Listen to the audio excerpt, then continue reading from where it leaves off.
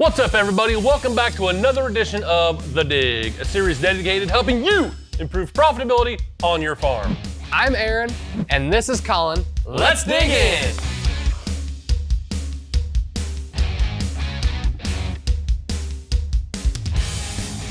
On our last episode, we looked at the 3 most interesting corn findings from PFR in 2023. So naturally, on this episode, we're going to be looking at sorghum.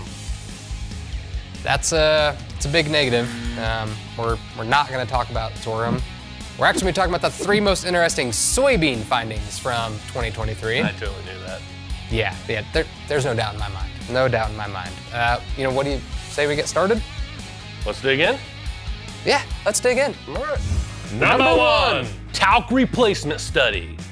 The first thing we're going to talk about today is our talc replacement study. We've been doing this study for a few years now and actually have a product called GrowPack that became PFR proven in 2023.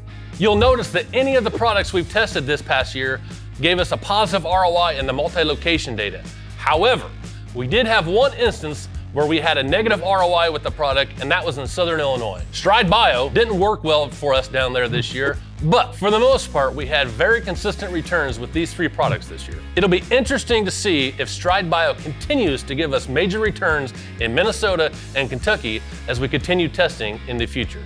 $40 and $50 returns on a talc replacement product is pretty incredible. But like we've mentioned so many times, every year is different. Number 2. Starter fertilizer on soybeans. While we're on the topic of planter applied products, we've got to talk about some of the cool things we're seeing when it comes to soybean starter programs. If you have the ability to run products 2x2x2 on your bean planter, then we have 2 new PFR practices for you. After 3 years of testing, we've seen that 30 units of UAN or 2 gallons of thiazole are effective starter fertilizers on your bean crop. Aaron, what if I don't have a 2x2x2 system on my planter? And I'm not sure if spending that kind of money on my planter makes sense anyway. Well, Colin, it's a good thing we did the starter fertilizer dual dribble study this year.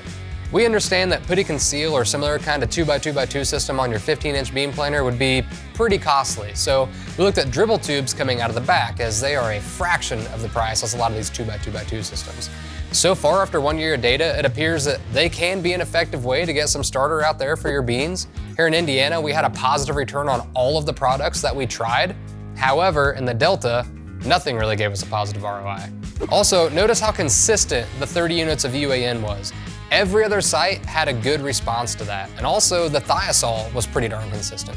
We've also looked at a few other application methods in our starter fertilizer placement study. This particular study looks at 30 units of UAN across 4 different placements, and we can pick up some pretty interesting trends. When we incorporate the UAN, we see benefits to banding it on both sides of the row. But when we dribble it on top of the ground, it's better to band it on one side of the row.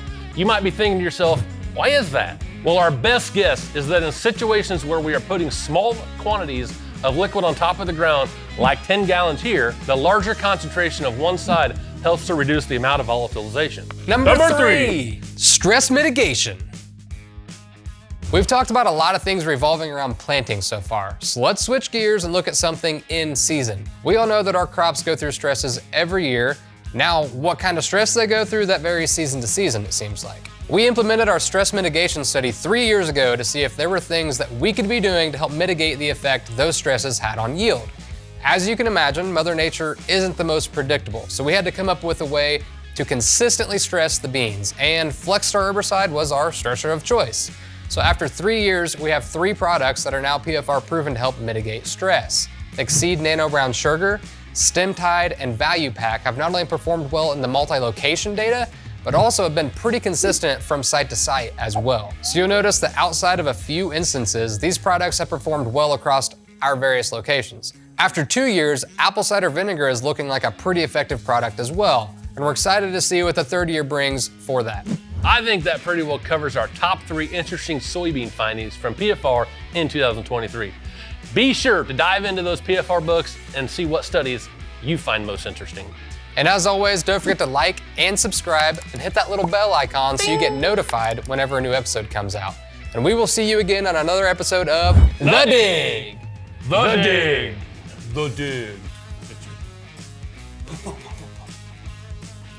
Speed. You had all the time in the world. Let it rip. Number 3. Sorry, I did 2. This is hard.